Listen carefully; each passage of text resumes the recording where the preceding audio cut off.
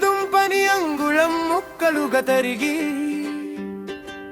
పక్కన పెట్టేసి రెడీగా ఉంచి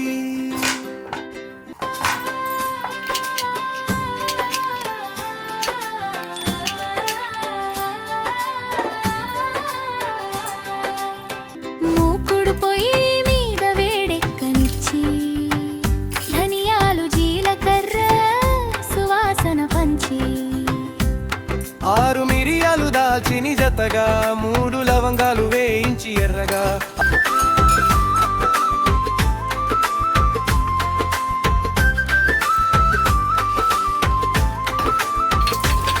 అన్ని దంచి పొడి చేసుకున్నాక వెల్లుల్లి రెబ్బలు కలిపి మళ్ళీ దంచాక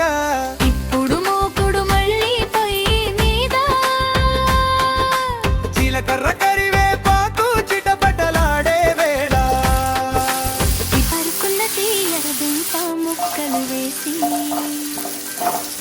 ఉప్పు పసుపు జత చేసి కలిపేసి మూత పెట్టి మెల్లగా మగ్గనివ్వాలి మధ్య మధ్యలో కలుపుతూ చూసుకోవాలి అవసరమైతే నీళ్లు చల్లగా చల్లి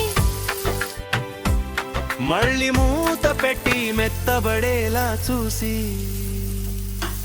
మెత్తబడ్డక దంచుకున్న పొడి వేసి